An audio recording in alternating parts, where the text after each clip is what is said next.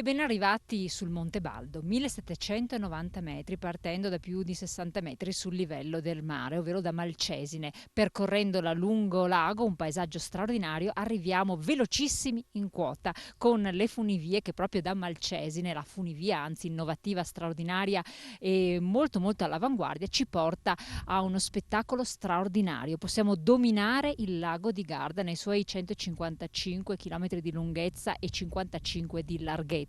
Alle mie spalle ammiriamo la parte trentina con Torbole sotto di noi, arriva del Garda in fondo e invece davanti a noi un paesaggio mozzafiato. Abbiamo qui con noi Stefano Passarini che è presidente del consorzio Funivie Malcesine Montebaldo. Presidente, grazie di ospitarci. Questa è una perla dove le famiglie possono trovare una propria oasi e quindi invito tutte le famiglie a venire a trascorrere qualche giorno qui a Malcesine, qui sul lago di Garda, perché qui possono trovare un momento di pace, di serenità, dove possono fare sport, passeggiate, vedere la bellissima valle dell'Adige che è della parte est del Monte Baldo, mentre la parte a sud e la parte sud-ovest si trova appunto il lago di Garda.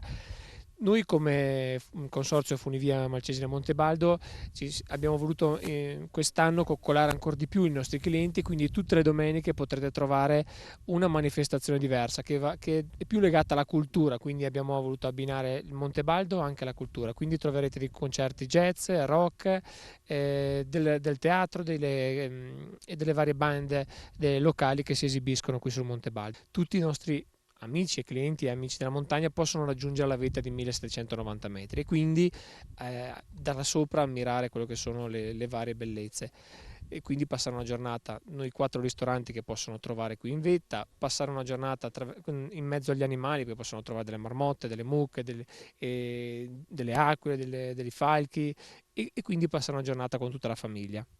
Non solo, perché qui si possono, come accennavo, praticare diversi sport.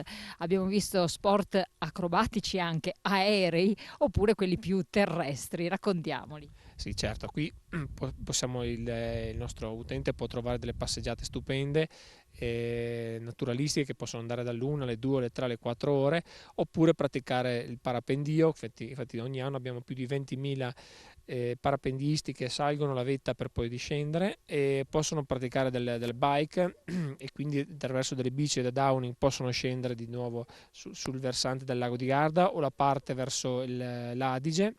Stiamo anche progettando un percorso per disabili perché comunque non vanno solo toccate o curate tutte le fasce di età, ma anche le persone diciamo che hanno questo tipo di problematiche e quindi stiamo guardando proprio tutta la clientela nostra. Insomma, ce n'è veramente per tutti i gusti e io vi invito, anche chi non amasse la quota può restare tranquillamente sui 60 metri a livello del mare e quindi sul lago a prendere il sole, a degustare la splendida giornata, a far passeggiate. Chi invece ama staccarsi e librarsi nel vuoto, perché salendo con la funivia ci si libra veramente nel vuoto, provando un'emozione straordinaria, insomma, provatela, un'unica emozione delle montagne del Veneto, il Monte Baldo.